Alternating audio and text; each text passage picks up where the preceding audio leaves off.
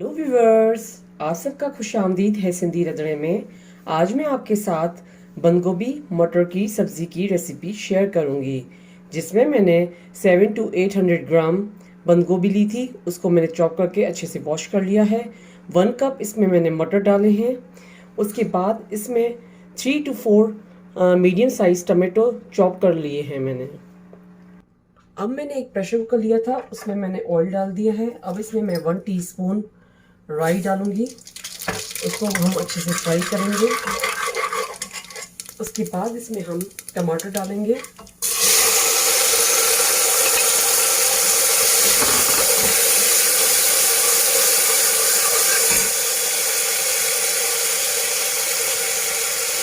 उसके बाद इसमें हम कोरिएंडर पाउडर डालेंगे 1 टीस्पून।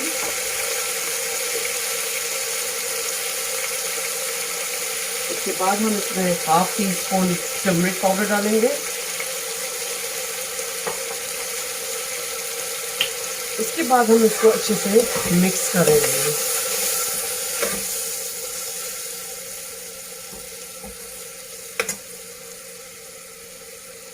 उसके बाद हम इसमें सॉल्ट डालेंगे एज पर टेस्ट।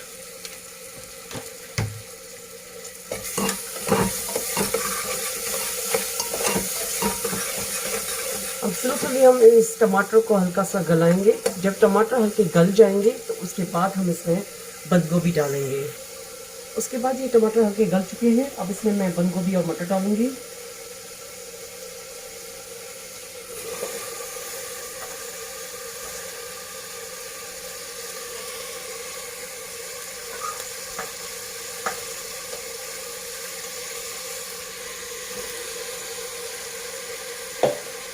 उसके बाद हम इसको अच्छे से मिक्स करेंगे।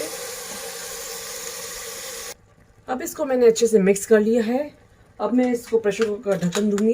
उसके बाद फ्लेम मीडियम पे रखूंगी और 2 सीटी बजने के बाद आपको फ्लेम ऑफ कर देना है। और जब तक इसकी हवा नहीं निकल जाए सीटी की, तब तक आपको प्रेशर कुकर नहीं खोलना है। ये मैंने ढक्कन खोलने के बाद मैंने बंद गोभी को इस तरीके से घुमाती रही। इसमें जो थोड़ा सा पानी रह जाता है वो बिल्कुल ख़त्म करना है हमें। ये देखिए हमारी बंद गोभी की सब्ज़ी अब रेडी हो चुकी है। अब ये मिनी मैंने पैन लिया था, उसमें ऑयल डाला है। ये ऑयल गर्म हो गया है।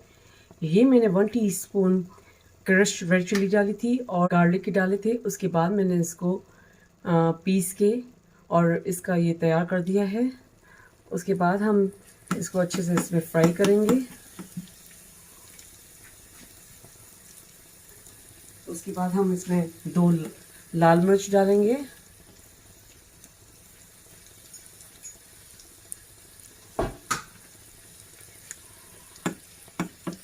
अभी तड़का रेडी हो चुका है, इसके ऊपर देना है। उसके बाद इसको अच्छे से इसमें मिक्स करना है।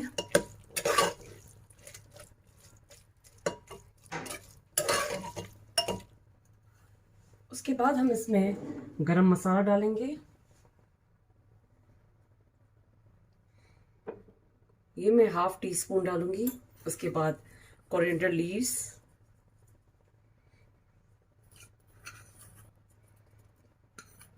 ये हमारी बंद गोभी और मटर की सब्ज़ी रेडी हो चुकी है।